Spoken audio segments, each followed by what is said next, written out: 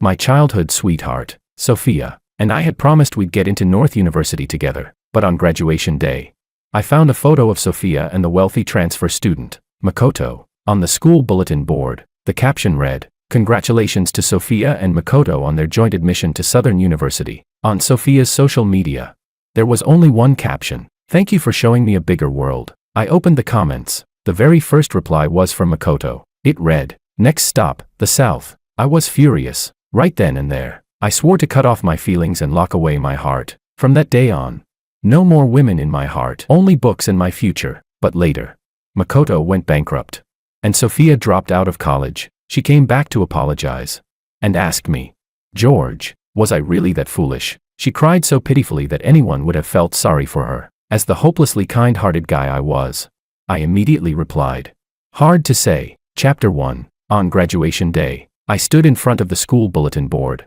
staring at the honor roll where Sophia and Makoto's photos were displayed side by side. They were both smiling brightly. Beneath the photos was a line that read, "Congratulations to Sophia and Makoto on their joint admission to a university in the South." I stared at that photo for a long time, so long that the popsicle in my hand melted, sugary syrup dripping down my fingers until they felt sticky. 12 years, from kindergarten all the way through senior year, Sophia had always sat beside me. Back in middle school, she said we'd be deskmates again in high school. During our first year of high school, she said we'd get into North University together one day. But in the winter of senior year, Makoto transferred from the South and took the seat behind her. Not long after, Sophia suddenly said to me, "George, I think universities in the South are pretty great too." I didn't understand what she meant. By the time I did, she was already sitting beside Makoto, smiling at him. Her eyes curved into crescents, the tips of her ears flushed pink, and even her voice had become softer than usual. She used to smile like that only at me. After the graduation ceremony, she posted on Instagram 9 photos. Every single one was of her and Makoto together. At the beach, on the sports field, in the classroom, on the rooftop. The caption said only one sentence, "Thank you for showing me a bigger world." I opened the comments and scrolled down. The very first one was from Makoto. "Next stop, the South." Sophia replied with a heart. I locked my phone. The wooden stick of my popsicle snapped in my grip. A splinter pierced my palm, sending a sharp sting through my hand. But it still wasn't as painful as my heart. Yeah, that's complete nonsense. Heartbreak hurts way more. I stood up, tossed the broken popsicle stick into the trash, took a deep breath, and declared, "Starting today, I spoke to the empty school field. I, George, hereby sever all ties to love and lock away my heart forever. For the rest of my life, I will never fall for another woman. I'll carve this pain into my bones and take it with me to the grave." My phone rang. It was David, my childhood best friend. We'd been admitted to the same university. I answered, but before I could say a word, he exploded. "Holy crap, George, we got a 4-person dorm, private bathroom, and a balcony. Do you know how miserable the 6-person dorm next door is? Bunk beds, and the bathrooms all the way down the hallway, shared." I cut him off. "David, I just got dumped." The other end went quiet for 2 seconds. Then David replied in the most serious voice imaginable, "Bro, I understand how you feel. But it's a private bathroom. Do you know what a private bathroom means? It means you don't have to wait in line to take a dump. It means you can shower without wearing flip-flops. It means..." I hung up. Chapter 2. When I got home, my mom was in the kitchen cooking. I tossed my backpack onto the couch and collapsed beside it, looking like life had completely lost its meaning. My mom came out carrying a plate of braised pork ribs, glanced at me, and asked, "What's wrong?" I said, "Mom, Sophia went to the South with Makoto." She froze for a second. Then she set the plate on the table. "So, let her go." I clutched my chest dramatically. "Mom, 12 years. We've known each other for 12 years. So what?" She replied, "I've known your dad for 20 years, and I still want to strangle him every day." From the bedroom, my dad shouted, "Who are you talking about? You. Say that again if you've got the guts. You grumpy old man." I sat in the living room, listening to my parents yelling at each other from the kitchen and bedroom. By the time they were done, every trace of my heartbreak had been blasted clean away. Seriously, they completely ruined the mood. After finishing her argument with my dad, my mom wiped her hands and sat beside me. "Son, let me tell you something honestly. Go ahead. I never thought Sophia was right for you." I stared at her. "Mom, you even used to make brown sugar ginger tea for her. That was because you'd been friends for 12 years. She patted my shoulder. "Stop dwelling on it. Eat some ribs when college starts. Focus on your studies instead of wasting your time thinking about romance." "I don't have an appetite." "Oh," she nodded casually. 3 ribs then. If you're not eating them, I'll give them to your dad. Leave them for me. That summer, I tried very hard to maintain my heartbroken image. Every day, I'd post melancholy quotes on social media. Some people leave and they're gone forever. The northern wind is cold. Just like her. 12 years and we were only passing strangers after all. The first post got 3 likes. My mom, my dad, David. David also commented, "Bro, quit being so dramatic. Hurry up and lend me your barbecue grill." The second post got 1 like. David. His comment, "So, about that grill." The third post got 0 likes. Instead, David sent me a private message. "Are you lending me the grill or not?"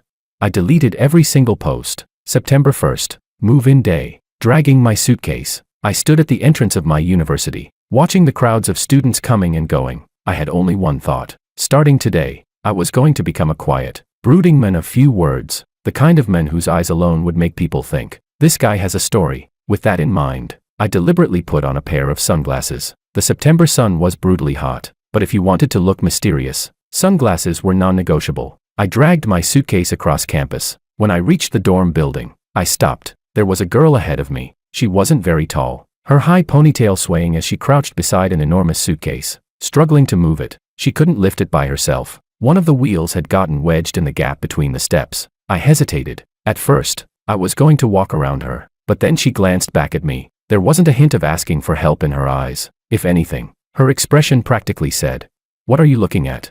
"Oh, really? What's wrong with looking?" I pushed my sunglasses up and walked over. "Let me handle it." She looked me up and down. "You sure you can?" "Excuse me? Who are you underestimating?" I bent down, grabbed the handle with one hand, and heaved upward. It didn't budge. The smile on my face nearly cracked. I tried again. Harder. This time, the suitcase moved, but, riot.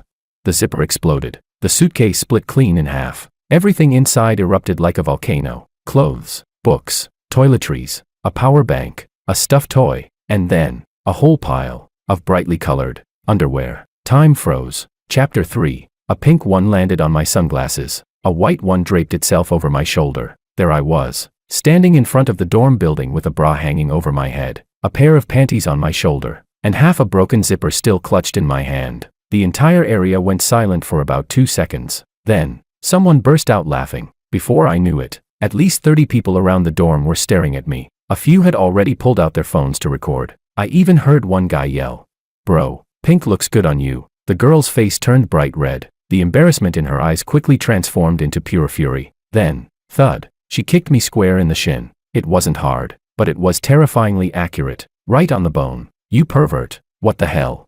"Wait, it wasn't on purpose." "Oh, yes it was. You've got it all wrong. Why would I ever?" She gritted her teeth. "Why don't you look at what's hanging off your head first?" I reached up and touched it. Pink, lace trim, a cute little bow. I ripped it off at record speed and hurled it back into the suitcase like I was throwing a live grenade. "It was an accident. Blame the zipper. File a complaint with the manufacturer." She glared at me for 3 full seconds. Then she crouched down and started stuffing everything back into what was left of the suitcase. One item after another. Her ears were so red they looked ready to catch fire. I knelt down to help, but I only dared pick up the books and the power bank. Everything else, I wouldn't have touched with a 10-foot pole. The crowd kept growing. Some people applauded. Some whistled. Others started chanting, "Kiss, kiss." On my very first day of college, I'd planned to become a quiet, mysterious man with a tragic past. Instead, I'd become the biggest joke in the entire dorm. After packing everything up, she hugged the battered suitcase to her chest and stood. She looked back at me. "What's your name?"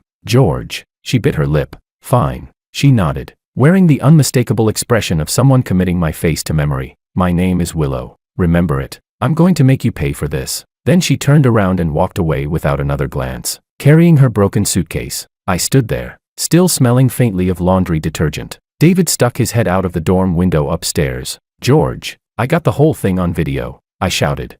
"Delete it." He grinned. "Too late. I already posted it in the class group chat." "David, get down here." "Sorry, I'm busy enjoying our private bathroom. See ya." I remained standing outside the dorm. The sun beat down mercilessly on my head. Behind me, the laughter of those 30 people still hadn't died away. I thought back to the vow I'd made at the school gate just an hour earlier, to become a quiet, brooding man of few words. Hee. Chapter 4. On the 3rd day of military training, I finally confirmed one thing. Willow and I were in the same department. To be more precise, we were in the same school, the same major, and we'd be taking the same classes for the next 4 years. The moment I spotted her standing in formation, every hair on my body stood on end. She saw me too. That look, how do I put it?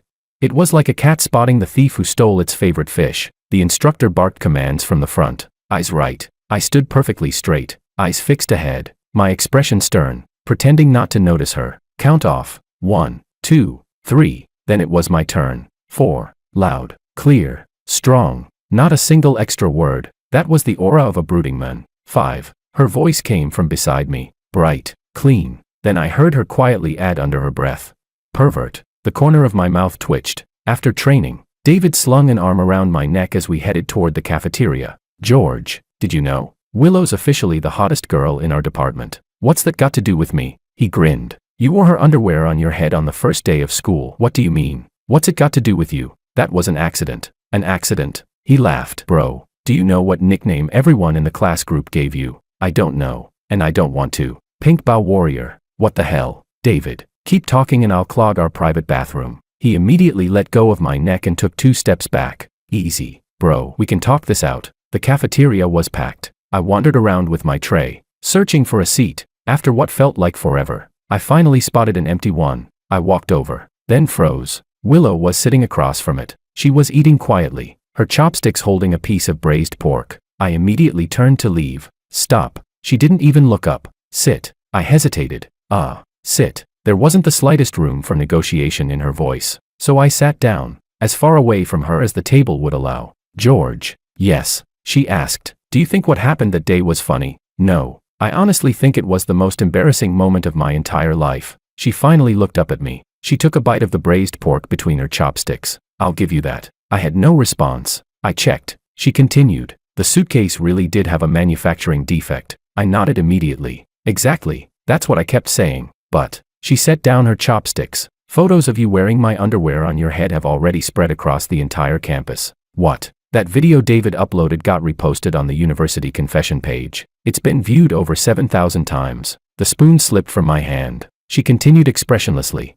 The caption says, on the very first day of school, a freshman helped a senior girl air out her underwear. This is the true spirit of college students. I'm not even a senior, and that caption is absolutely destroying my social life. She narrowed her eyes. So, you're going to take responsibility? Huh? What? You. She pointed at me. You're going to contact the confession page admin and get the post deleted. Oh. I scratched my head. Can't you just? She bit her lip. Go myself. The second I say anything, the whole school will know they're mine. If you claim they're yours. She shrugged. Who's going to question it? I stared at her. Somehow, I couldn't argue with that logic. Chapter 5. That afternoon, I tracked down the admin of the campus confession page. He was a chubby guy with glasses, sitting in the computer lab, chewing on a spicy snack. You want a post deleted? I nodded. Yeah. Which one? I rubbed my nose. The underwear one. He gave me a thoughtful look. Oh, so you're the Pink Bow Warrior. Can you not call me that? Sure. He shrugged. But deleting a post comes with a condition. What condition? He adjusted his glasses.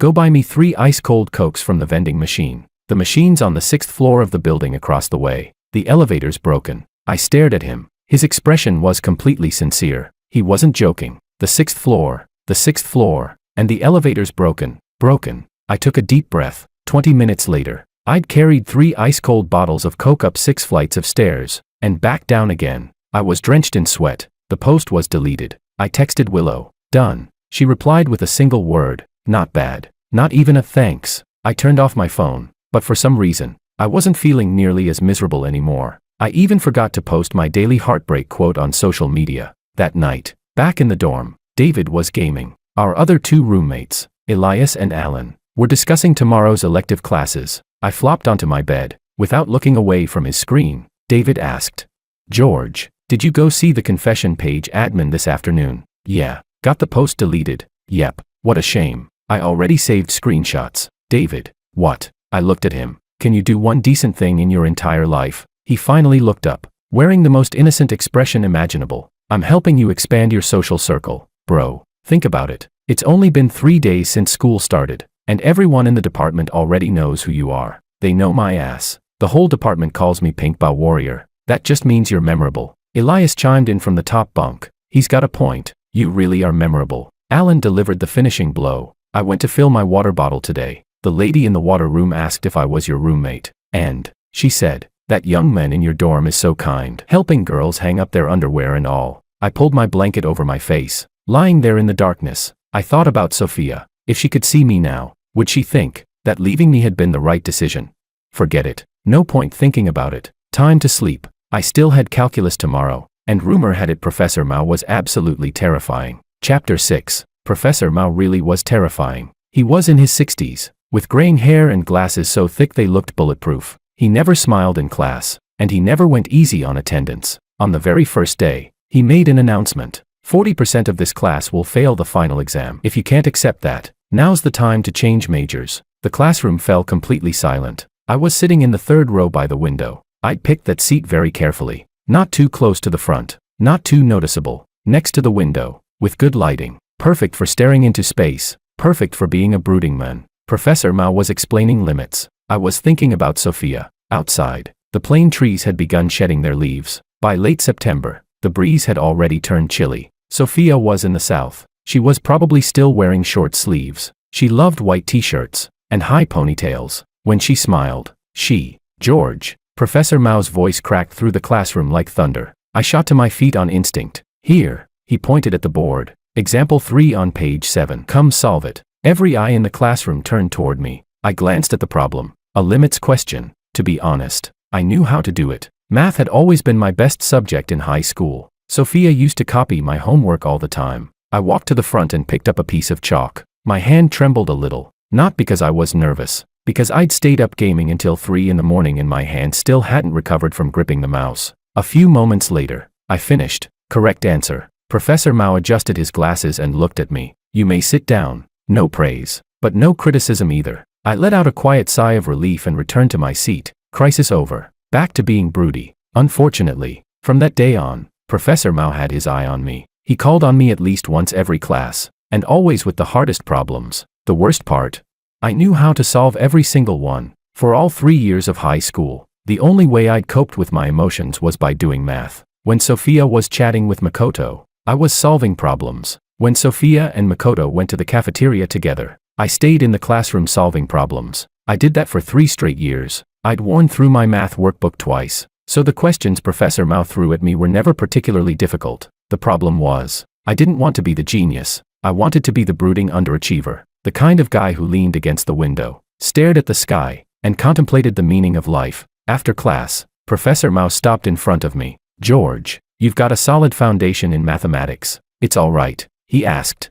Interested in joining the mathematical modeling competition? No. Professor Mao stared at me speechlessly. He adjusted his glasses. I wasn't asking for your opinion. I've already signed you up. Wait, what? Then why did you ask me? Next Wednesday, 2 o'clock in the afternoon, engineering building, room 302, be there for training. With that, he turned around and walked away. His steps were steady. His back radiated absolute determination. He didn't leave me the slightest chance to refuse. I stood there in silence. David walked over and patted me on the shoulder. Congratulations, genius. Get lost. But an even more ridiculous thing happened afterward. Tuesday afternoon. No classes. I went to the library. My objective was simple. Find a quiet corner and become a brooding reader. I chose a seat tucked away beside the last bookshelf on the second floor, a place hardly anyone ever visited. I pulled out 100 Years of Solitude, opened it. Perfect. The mood was just right. Dim lighting, yellowed pages, absolute silence. This was who I was supposed to be. A man so heartbroken that he'd buried himself in literature. Chapter 7. I read 3 pages. Then I fell asleep. Not on purpose. I was genuinely exhausted. David had been snoring all night, and I barely got any sleep. I lay sprawled over the desk, my face pressed against the pages, while my drool slowly soaked into one of Garcia Marquez's classic passages. Then I had a dream. In the dream, Professor Mao was writing a limit problem on the blackboard, the really difficult kind. In the dream, I walked up to the podium, picked up a piece of chalk, and said, "Suppose the limit of f(x) as x approaches 0 equals." I was muttering, not very loudly, but in the quiet library, it was clear enough. Using L'Hopital's rule, we differentiate both the numerator and the denominator. David later reconstructed the entire scene for me. At the time, there were about 7 or 8 people in that section of the second floor. Every single one of them looked up. There was a freshman asleep at his desk, muttering advanced calculus formulas in his sleep, with flawless logic and perfectly coherent reasoning. It went on for about 3 minutes. One graduate student even pulled out his phone and recorded it. The craziest part was, Professor Mao happened to be in the library that afternoon. He'd been on the 3rd floor. After hearing the commotion, he came downstairs to see what was happening. Just in time to hear me solve the final step of the problem in my sleep, I mumbled.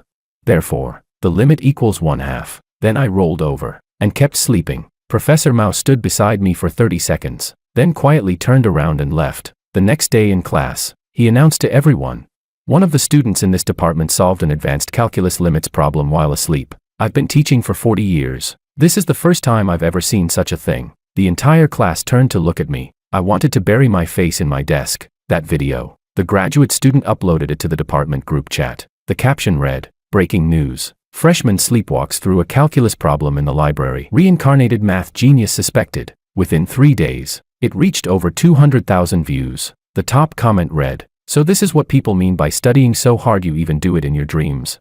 The second highest comment said, "Wait, isn't this the Pink Bow Warrior? He's talented at everything." I threw my phone onto the bed. Across the room, David was laughing so hard he nearly rolled off his bunk. "George, you've officially become a legend in our department." "A legend? My ass. I just wanted to be an ordinary guy and keep a low profile." He shook his head. "Too late." Then he pointed at my phone. "Look who shared your video." I picked it up. One profile picture immediately caught my eye. Sophia. She had shared the video, without adding a single word, just shared it. I stared at her profile picture for a long time. It had been 3 months. Ever since the college entrance exams ended, she had never contacted me first, and now, she had shared a video of me. What did that mean? Was she paying attention to me? Or had she simply shared it without thinking? My phone buzzed. A new message. It was from Sophia. "How have you been lately?"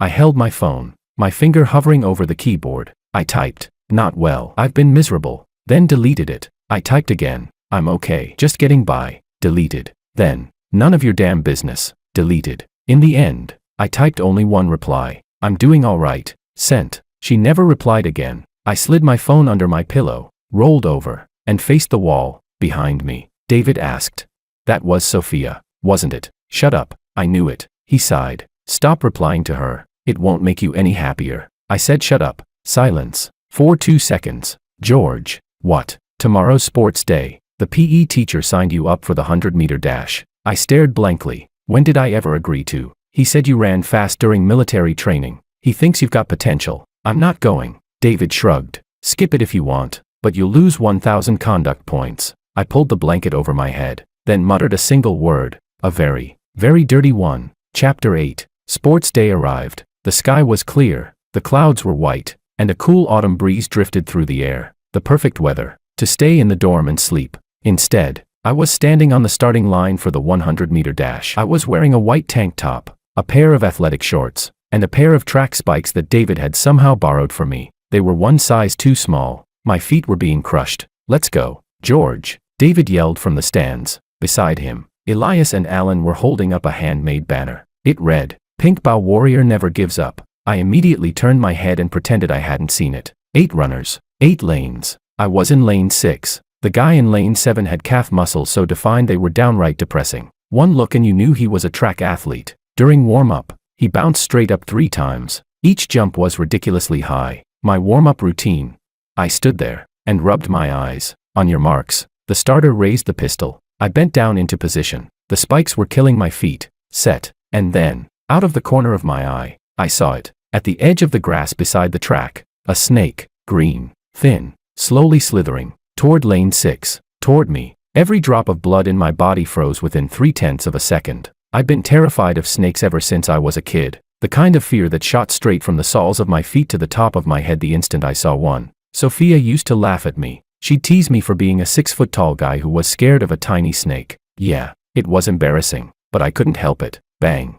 The gun fired. Everyone exploded off the line. So did I. But I wasn't running a race. I was running for my life. The snake shot out of the grass behind me far faster than I'd expected. Maybe it had just been basking in the sun. Maybe the gunshot startled it and it instinctively slithered toward the track. But in my eyes, it was chasing me. It wanted me dead. Fear is the greatest fuel in the world. My legs pumped faster than they ever had in my entire life. The spikes didn't hurt anymore. I couldn't feel anything, except the wind, roaring past my ears. The guy in lane 7 stayed beside me for about 30 meters. Then, I left him behind, not gradually, instantly, as if we belonged to completely different worlds. When I crossed the finish line, I couldn't stop my momentum. I stumbled forward and dove headfirst onto the crash mat. The first thing I did was flip over and sit up, frantically whipping my head from side to side. Where's the snake? Where's the snake? Did it follow me? The entire stadium fell silent. Then the announcer's trembling voice echoed through the speakers. Lane 6, George. Time, 10.87 seconds. You've broken the university men's 100-meter record. The previous record, set in 2015, was 11.12 seconds. The stands erupted into deafening cheers. David's voice cut through all the noise. Holy crap, George, since when did you become Usain Bolt? I sat there on the crash mat, gasping for breath, covered in cold sweat. 3 officials hurried over. Student, have you ever trained in sprinting before? And no. Then that acceleration. There was a snake. What? I pointed toward the grass beside the track. All 3 officials turned to look. There was nothing there. The snake had disappeared long ago. They exchanged puzzled glances. Then the head of the physical education department came running over. He was a burly man in his 50s with a stopwatch hanging around his neck, his face glowing with excitement. This student, he grabbed my hand enthusiastically. Would you like to join the university track team? And no. He cut me off. We'll give you excellent benefits. There's a monthly training stipend. I waved my hands. I really don't. And if you win medals, he continued excitedly, the university pays additional cash rewards. David sprinted down from the stands. He wrapped an arm around my shoulders and whispered into my ear.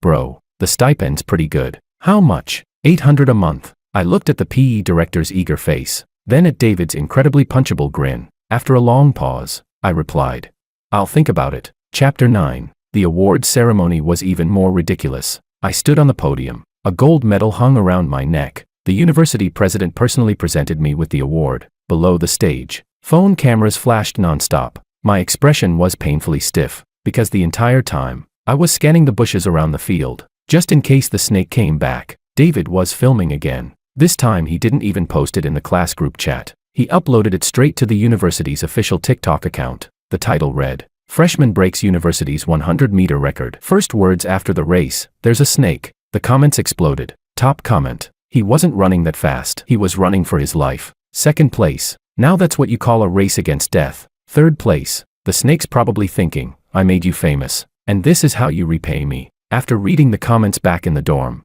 I quietly opened Sophia's social media. Her latest post was from 2 days ago. She and Makoto were standing on a beach in the south. Their shadows stretched long across the sand. Caption, Autumn is here. I stared at the photo for a long time, then backed out. No like, no comment. I tossed my phone onto my pillow. David, yeah, I'll join the track team. He nodded. That's more like it. I added. But if you secretly film me again, I'm throwing your phone into the toilet. Got it, bro. He immediately raised his phone and snapped another picture. I chased him around the dorm 3 times. The entire building heard him screaming. By mid-October, the weather had turned cold. Autumn in the north arrived without warning. You needed a jacket in the morning and evening, but short sleeves were still enough at noon. Track practice officially began. 3 afternoons a week, starting at 4 o'clock. Sprinting, stretching, strength training. The coach was a retired athlete in his early 30s. During my first practice, he watched me run a 400-meter lap, then shook his head. Your running form is a complete mess, but your stride frequency is elite. He explained. In plain English, you look terrible when you run, but you're fast. Thanks, that wasn't a compliment. If we polish all those bad habits out of you, you've got a shot at the provincial championships. I didn't take it seriously. I joined the track team for the $800 a month stipend, not for some provincial competition. After practice, I headed to the cafeteria as usual. Today's braised pork looked especially good. Tray in hand, I searched for a seat, then I spotted Willow. She was sitting alone in a corner. Ever since I helped get that post deleted, we'd occasionally run into each other in the cafeteria. Usually we'd either glare at each other, or she'd sigh, you again, before we silently ate our own meals. Today was different. There was a guy sitting across from her, tall, slim, gold-rimmed glasses, a nice hoodie that definitely wasn't cheap. Honestly, he was pretty handsome. He kept talking to Willow. She quietly ate her food without much expression. He slid a bottle of yogurt toward her. She didn't take it. He said something else. Willow looked up and moved her lips. I couldn't hear her, but judging by the way her mouth moved,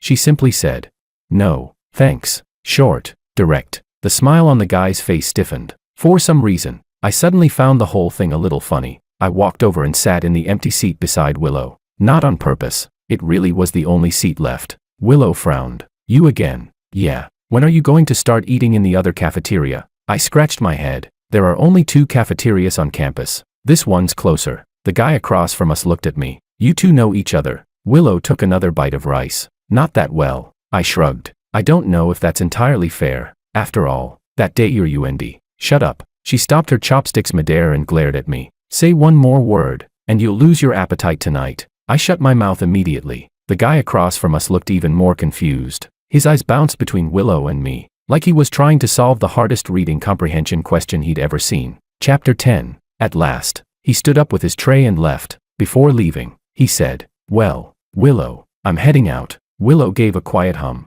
She didn't even look up. I watched the guy's back as he walked away. "One of your admirers. What's it to you?" "Oh." I lowered my head and kept eating. After a couple of bites, she suddenly asked, "Finished training today?" "Yeah." "I heard you broke the school record." "Yeah, because of a snake." I was speechless. "Who told you that?" "The whole campus knows." The corner of her mouth twitched. She was trying very hard to hold it back, but I saw it. She was suppressing a laugh. "Can you not laugh?" "I'm not laughing. The corners of your mouth are curling up. You're seeing things." She lowered her head and continued eating. The tips of her ears were slightly red. Maybe the cafeteria was just too warm. That night, I was lying in bed, scrolling through my phone. Sophia had posted another update. This time it wasn't a photo of herself. It was a picture of a tree, bare branches beneath a streetlight. The caption read, "So tired." There was no location, no Makoto. I stared at those 2 words for a long time. Tired of what? Tired because of what? Back then, whenever she said she was tired, I'd go to the convenience store, buy her a bottle of warm milk, leave it on her desk, and walk away without saying a word. Now we were over 1,000 kilometers apart. It wasn't like she expected me to buy her a cup of milk. Besides, why should I? She chose this path. I typed out a comment, deleted it, typed it again, deleted it again. In the end, I didn't post anything. Looking at Sophia's posts again, David's voice drifted over from the opposite bunk. "No." David snorted. "Come on, man. Your screen's reflecting everything." I saw it. I had no comeback. He said, "Bro, let me give you some honest advice." He rolled over to face me. In the darkness, I couldn't make out his expression. "Even if you win her back, things will never be the same." "I know. If you know, then stop looking." I wasn't looking. Sure, you weren't looking." He rolled back over. 10 seconds later, "George." "What?" "Your mom called earlier. You weren't around." So I answered it. My heart skipped a beat. "What did you tell her?" "She asked if you had a girlfriend." "What did you say?" "I told her you've got several girls around you." "David, hey, relax.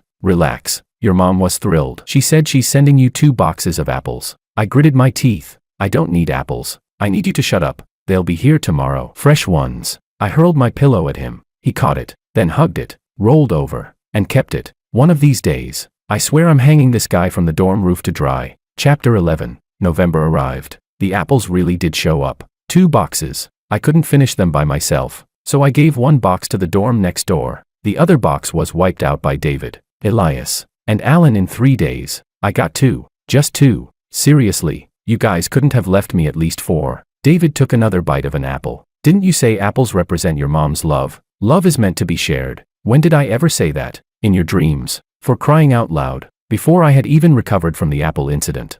My mom called again. "Son, yeah, your roommate said you've got several girls around you. He's making it up. Don't lie to your mother." "I'm not against you dating. It's just what?" She said.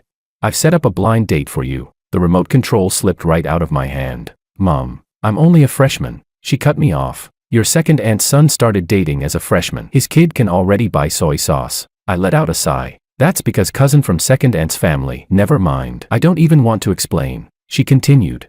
"It's at the cafe in the shopping mall near your university. This Saturday at 2 in the afternoon. The girl's your dad's old comrade's daughter. She's a wonderful girl, and she's beautiful too." "Mom, I'm really not interested. If you don't go, I'm cutting off your allowance." Click. She hung up. I sat on my bed. The vein on my forehead twitched twice. David poked his head over. "You're going on a blind date. Don't come any closer." He grinned. "Bro, this is a good thing. Look at you. You've been walking around every day looking like your girlfriend died. Well, more like your ex ran off with someone else." "Close enough. Anyway, it's time you moved on. I don't need a blind date, but you do need your allowance." He had a point. I couldn't argue with that. Saturday, 1:50 p.m. I deliberately put on the most ordinary hoodie, the most ordinary pair of jeans, and the most ordinary sneakers. Mission: make it obvious at first glance that I didn't want to be there. When I walked into the cafe, a girl was already sitting in the corner. She had short hair, an oval face, and was wearing a light blue sweater while looking at her phone. I walked over. "Hi, I'm George." She looked up. You're George." "That's right." She gave me a quick once-over. "Have a seat." I sat down. The server came over. I ordered an Americano. She ordered a latte. Then, silence. The textbook kind of awkward. After a while, I asked, "So, you're..." Before I could finish, the cafe door swung open. Someone walked in. A high ponytail. Light, crisp footsteps. I turned around. Willow. The moment she saw me, she stopped in her tracks. Then she noticed the girl sitting across from me. Her expression changed, from confusion to utter shock. "Freya." The girl across from me froze too. "Willow, what are you doing?" Willow tilted her head. "Weren't you coming here for a blind date today?" "I came to be your wing woman." My brain froze. Wait a second. The girl across from me, Freya, was Willow's friend. And Willow had come to coach her friend through the blind date. And I was the guy she was meeting. The three of us looked at one another. An utterly suffocating awkwardness filled the air. Chapter 12. Willow was the first to recover. She slowly turned to look at me. Her eyes said one thing. "What on earth are you doing?" "I didn't want to come either," I said. "Then why are you here?" "My mom made me." "George, do you even hear yourself?" Scratching my head awkwardly, I said.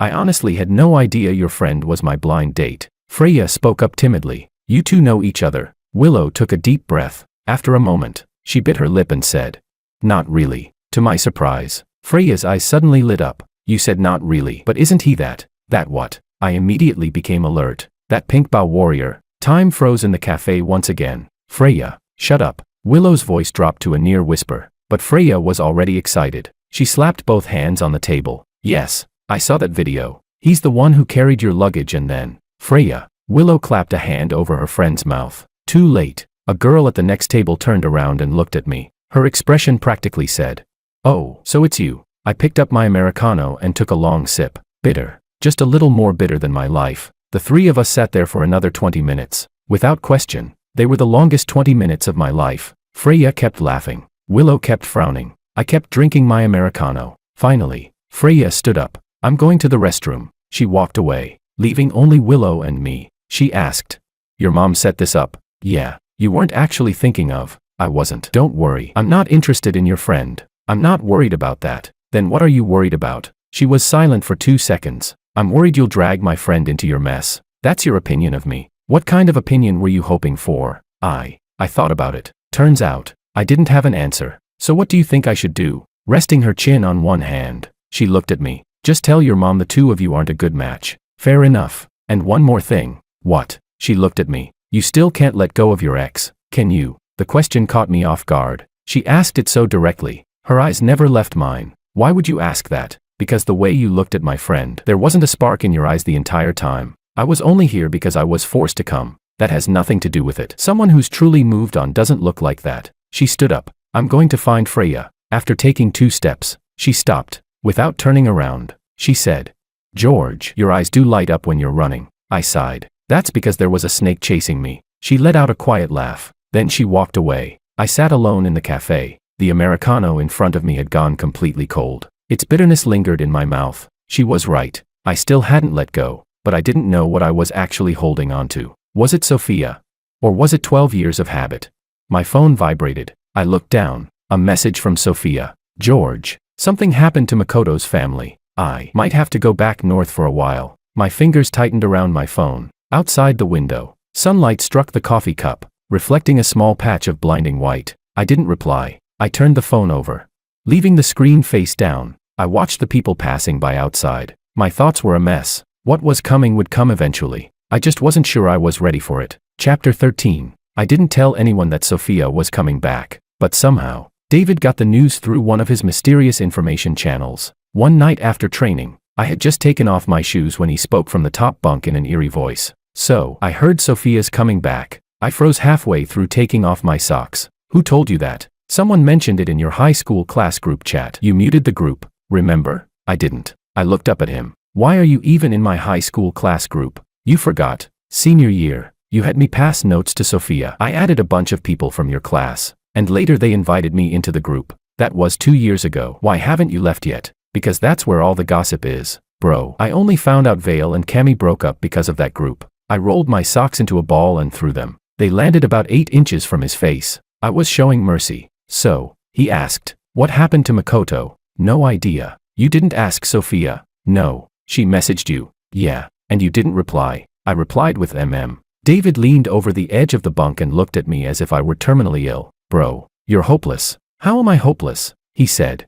A girl goes out of her way to message you, and all you send back is Are you having a conversation or sending Morse code? I sighed. I just didn't know what to say. Then don't say anything. Just don't sit there overthinking it. He pulled his head back. A few seconds later. George, what now? If she really comes back, what are you going to do? I lay on my bed, staring at the ceiling. There was a tiny crack running across it. It twisted from the light fixture all the way toward the window. I'm not going to do anything. You sure? Yeah, good. He rolled over. The bed frame creaked. Then I can stop worrying. What were you worried about? He chuckled. I was afraid you'd do something stupid on impulse. I didn't answer. To be honest, he wasn't wrong. My head was running a little hot, but not because of Sophia. It was because, for the first time, I realized I'd actually changed over the past few months. Not because I looked better. Not because I'd gotten stronger. It was something in my mindset. Back then, I thought Sophia leaving meant my world had fallen apart, but it hadn't. The sun still rose every morning. The braised pork in the cafeteria tasted exactly the same. David was still just as punchable. Willow was still just as sharp-tongued. Professor Mao still called on me every single class. I went to class. I trained. I ate. Without Sophia in my life, I was doing just fine. That realization scared me a little, because I'd spent all this time telling myself I was someone who'd been abandoned. If even I no longer thought I was miserable, then what had all that heartbreak been? Was I just acting? I rolled over. Forget it. I had calculus tomorrow. The next morning, Professor Mao was lecturing on Taylor expansions. The entire class looked half asleep. I was the only one paying attention. Not because I loved studying, but because the moment Professor Mao caught someone zoning out, he'd call on them, and I was always his first choice. After class, he called me into the hallway. I read your paper for the mathematical modeling preliminary. I rubbed my nose awkwardly. Oh, that. I kind of just threw it together. It won the provincial second prize. What? Professor Mao nodded. The results will be released tomorrow. Your modeling approach was excellent. I've left comments on a few sections. Revise them when you get back and aim for the national competition. I stared at him in disbelief. Professor Mao, I really wasn't planning to. Whether you plan to or not doesn't matter. He looked at me seriously through his glasses. If you're capable of doing something but choose not to, that's called wasting your talent. Chapter 14. He walked away. I stood there in the hallway, holding the paper that was covered with Professor Mao's handwritten notes. Provincial second prize. Second prize in the provincial mathematical modeling competition. As a freshman, I'd always thought I was just an ordinary guy. So ordinary that my only defining trait was being Sophia's childhood sweetheart. But after Sophia left, it felt like I'd become someone who no longer needed to rely on anyone else. When I got back to the dorm, David had already spread the news throughout the entire department. George, provincial second prize. That scholarship is basically yours this semester. Elias applauded from the top bunk. Alan dug out a bag of spicy strips to celebrate. David threw an arm around my shoulders and insisted on treating me to barbecue. You're paying. He grinned. You pay. I'll treat. I stared at him. That's me treating. Details don't matter. Come on. That night, the four of us were at the barbecue stand outside the university's north gate. We went through a whole case of beer. David got drunk and wrapped an arm around me. Bro, you're so damn handsome. Elias got drunk and fell asleep on the table, snoring. Alan got drunk, squatted by the roadside, and called his mom to tell her he missed home. I wasn't drunk. I'd always had a high tolerance for alcohol. I sat on a plastic stool, holding a bottle of beer that was no longer cold. The streetlights glowed overhead. The lively sounds of the night surrounded us. I pulled out my phone. Sophia's profile picture sat quietly in my chat list. She still hadn't told me exactly when she'd be back, but I already knew. This time, I wasn't going to chase after her anymore. Not because I didn't like her. Not because I hated her. It was because I'd finally realized that my world didn't revolve around her. My phone vibrated. It wasn't Sophia. It was Willow. Where are you guys drinking? The barbecue stand by the north gate. Are you free tomorrow afternoon? I need a favor. Help me move a bookshelf. Why don't you ask that admirer of yours? No, I want you to do it. Fine. 2 o'clock. Meet me downstairs outside the girls' dorm. Not upstairs. You want to come upstairs? Not really. Then downstairs it is. I put my phone away. Before I knew it, the corners of my mouth had lifted. Then I took a sip of beer and forced the smile back down. No, I was supposed to look heartbroken, but the smile came back anyway. Forget it. I couldn't be bothered anymore. Early December. The first snow fell in the north. Sophia came back. She didn't tell me beforehand. I saw her at the cafe by the university gate, the same one where I'd gone on that blind date. That afternoon, after helping Willow move the bookshelf, I happened to walk past the cafe. I glanced through the window. Just one glance. She was sitting by the window. She'd lost weight, noticeably so. Her jawline was sharper. Her cheekbones were more pronounced. She wore a gray coat. Her hair was down, resting over her shoulders. A cup of coffee sat untouched in front of her. She stared out the window, her gaze unfocused. I stood outside. She didn't see me, or maybe she did, and simply didn't recognize me. I stood there for about 10 seconds. Then I turned around and walked away. 2 days later, she contacted me. A message on WeChat. George, can we meet? I stared at those words for a long time. Then I typed, where? She replied, the park outside the university. The usual place. The usual place. The park we'd always gone to in high school. There was a row of benches there. We sat there eating popsicles in the summer. We sat there breathing clouds of white in the winter. Whenever she talked about the future, that was where she liked to sit. I went. Chapter 15. 3 o'clock in the afternoon. The sun barely showed through. Thick clouds covered the sky. There wasn't much wind. Half the snow had already melted, leaving the ground damp. Sophia was sitting on the far left bench, just like she used to in high school. I walked over, sat down beside her, leaving the space of one person between us. She didn't speak first, neither did I. About a minute passed in silence. You've lost weight, I said. Yeah. What about Makoto? She lowered her head. Her fingers twisted the sleeve of her coat. My dad's business ran into trouble. His family owes a lot of money now. He dropped out. Dropped out. She nodded. He went back to his hometown to help his dad deal with everything. I stayed silent. He told me we should spend some time apart until he got things sorted out.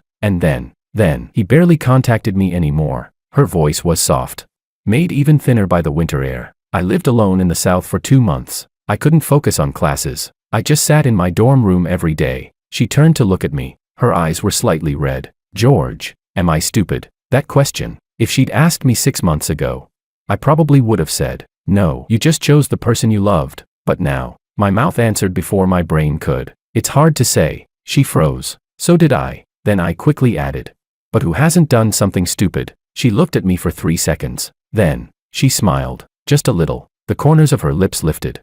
Then fell again. You've changed.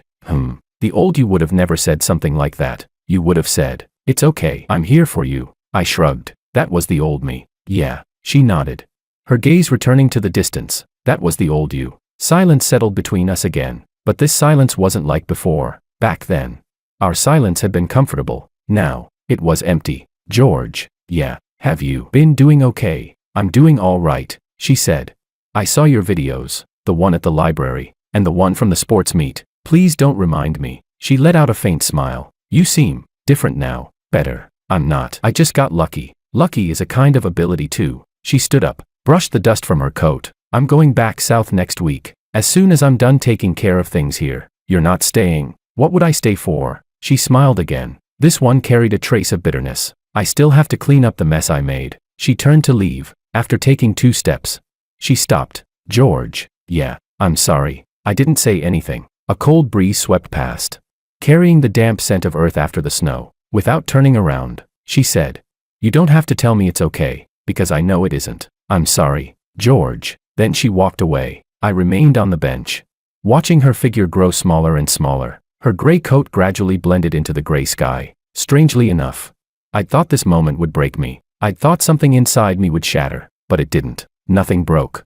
Instead, it felt as though something had finally settled. Heavy, solid, at peace. My phone buzzed. A message from David. Where are you? Professor Mao's looking for you. The list for the national competition is out. He wants you in his office. I stood up, brushed the half-melted snow from my pants, replied, on my way. Then I turned toward campus, without looking back. This time, I truly didn't look back. Chapter 16. The national competition team was finalized. 3 people per team. Me, Elias, and a senior from the School of Mathematics I'd never met. Professor Mao would be our advisor. The competition was scheduled for mid-January, before winter break. That meant the next month would be packed with intensive training, competition prep, and final exam review, all at the same time. Every day was filled to the brim. Classes started at 8 every morning. Track practice at 4 every afternoon. Competition prep from 7 to 11 every night. No weekends off. I finally understood what Sophia had meant when she said, "So tired," but unlike her,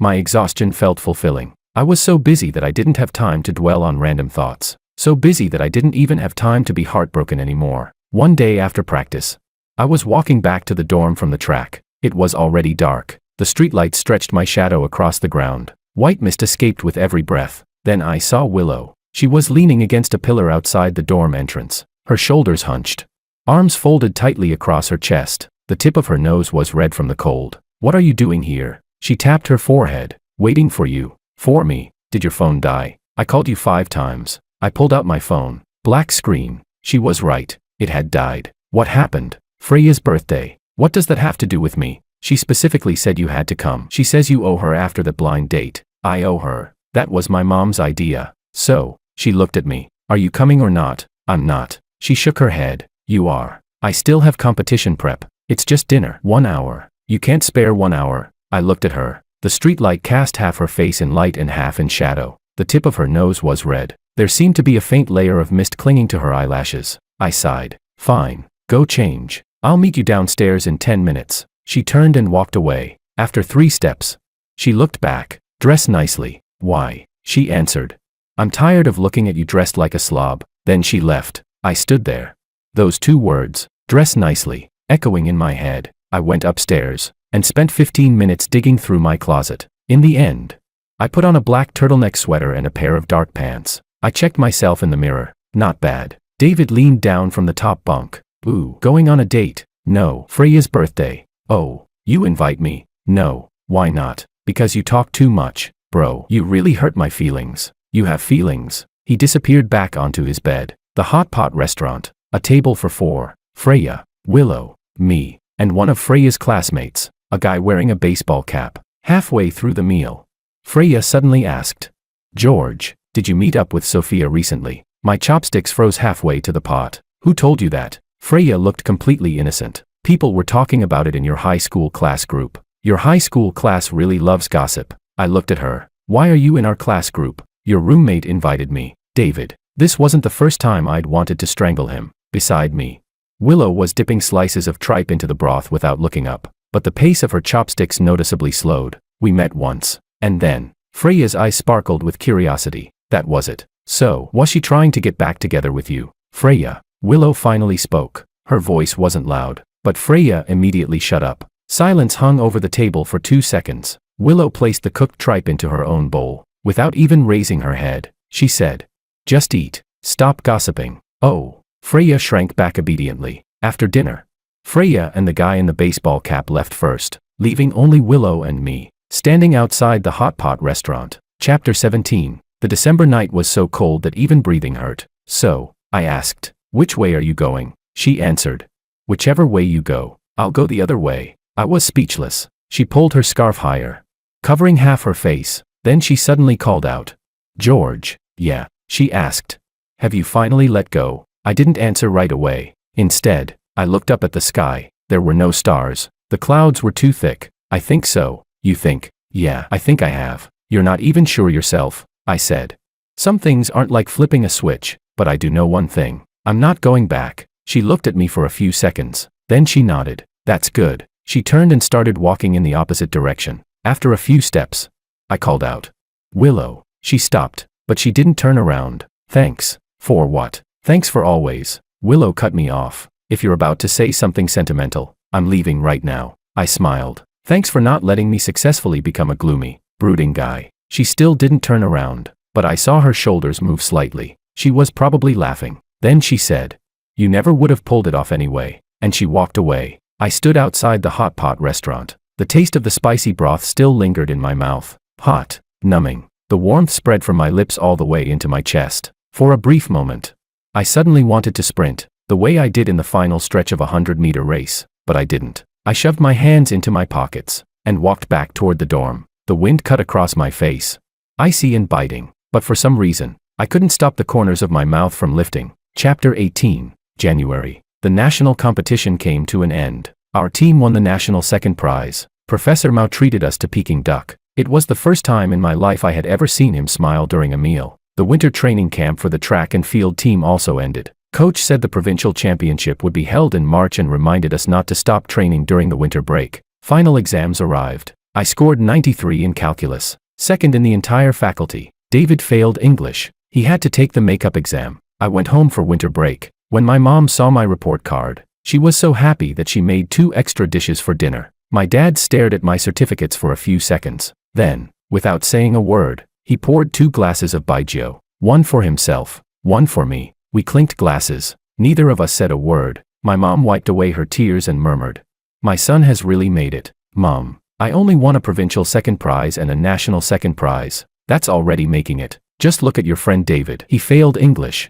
I frowned. "Don't say that. David's a good guy. Weren't you just saying the other day that he talks too much?" She waved her hand. "He does talk too much, but he's still a good kid." Everything at home was just as it always was during the Lunar New Year. On New Year's Eve, the 3 of us sat in front of the TV watching the Spring Festival Gala. Mom cracked sunflower seeds. Dad struggled to stay awake. I scrolled through social media on my phone. Sophia had posted something. It was a photo taken from a window. The neon lights of the southern city shimmered across the rain. The caption read, "Happy New Year." I gave it a like. I didn't leave a comment. Then I kept scrolling. Willow had posted something too. It was a picture of her cat, a chubby orange tabby, round as a ball, sprawled across the couch with an annoyed expression. The caption read, "This cat is off duty. Do not disturb." I looked at it 3 times, then closed the app, without liking it. 10 minutes later, I opened it again, liked it, unliked it, then liked it again. My dad cracked one eye open, still half asleep.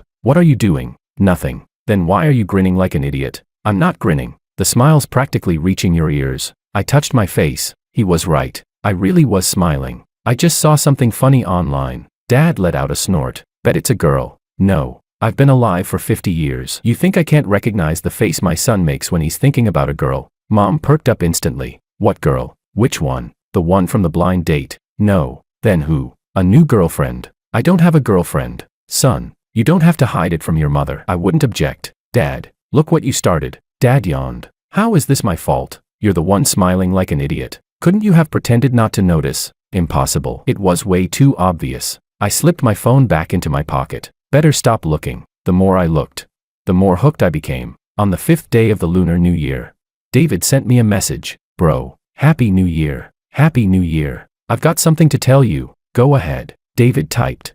"Willow sent me a New Year's red envelope." I replied. "And what does that have to do with me?" He answered almost instantly. "Because she wrote this in the note. Please thank George for taking such good care of me this semester." Chapter 19. I stared at that message. My heart skipped a beat. "What do you mean? Taking care of her? What exactly did I do for her?" David replied.